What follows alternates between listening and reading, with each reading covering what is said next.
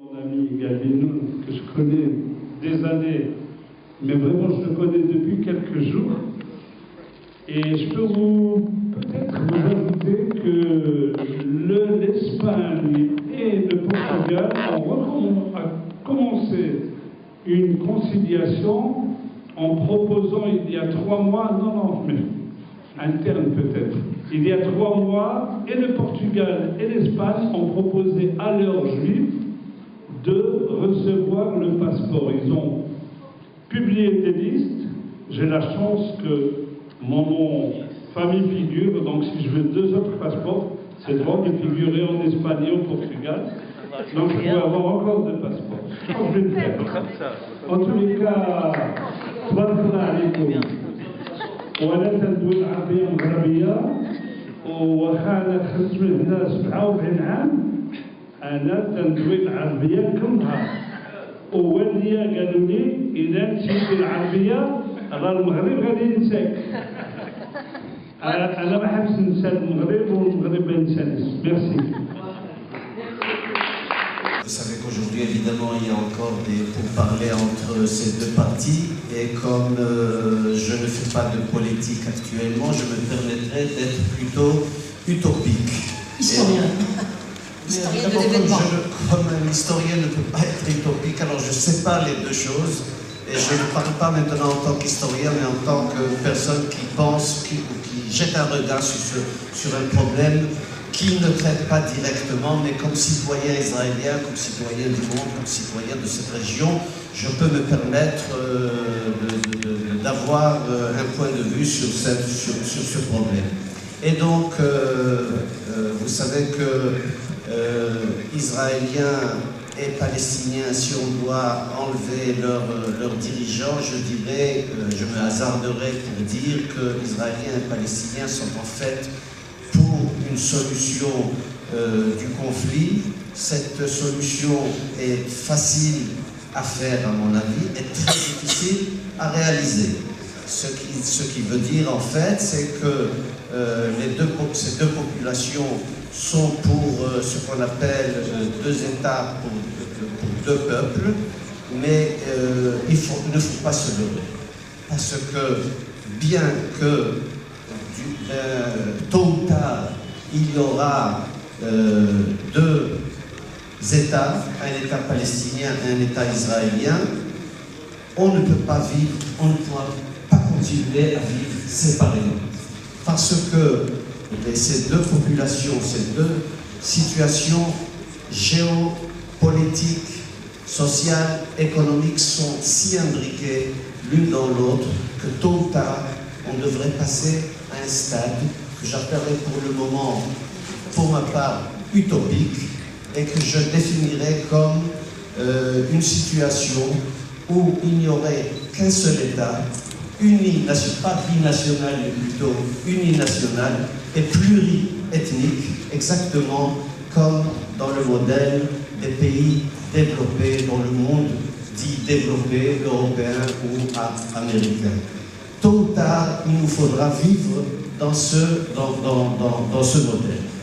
Quant à le problème de la contestation qui traverse tout ce bassin méditerranéen, Israël a connu en quelque sorte sa contestation en été 2012. Une contestation plutôt sociale, et plutôt sociale des classes plutôt moyennes, et pas des classes les plus défavorisées. Mais ce qui s'est passé, c'est quelque chose de très intéressant, parce que cette contestation a priori sociale a vite dévié vers une contestation politique, parce qu'on a dû faire le lien entre le social et le politique en disant Israël, ou le gouvernement israélien, dépense des sommes exorbitantes sur des problèmes de sécurité ou militaire, alors que ces fonds pourraient être utilisés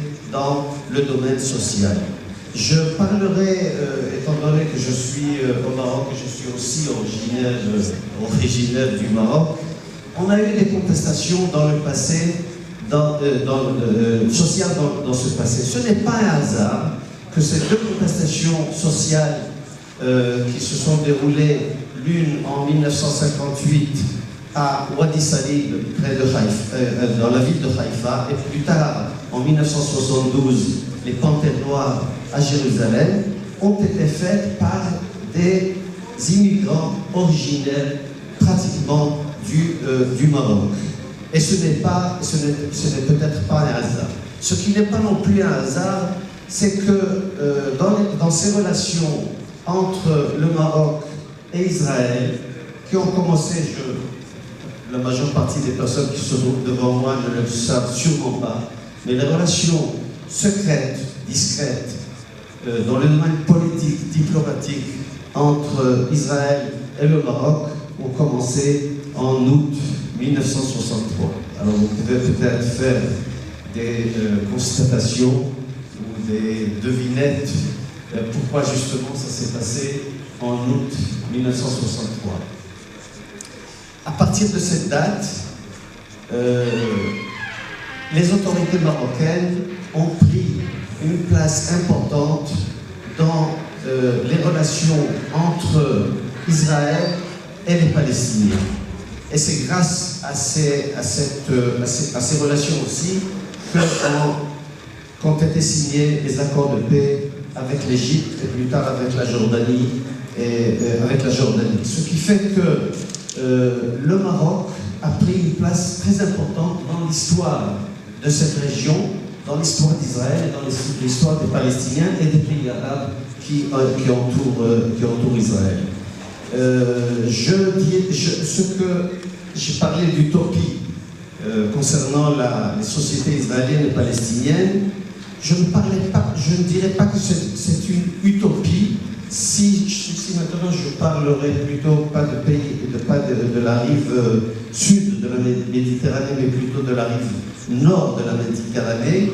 On sait qu'elle est en train de subir des changements radicaux. L'émigration non européenne vers l'Europe, aussi bien de pays du Maghreb que du Pakistan, de l'Inde, de la Chine, vont bouleverser la démographie européenne, et l'Europe ne sera plus jamais ce qu'elle a été.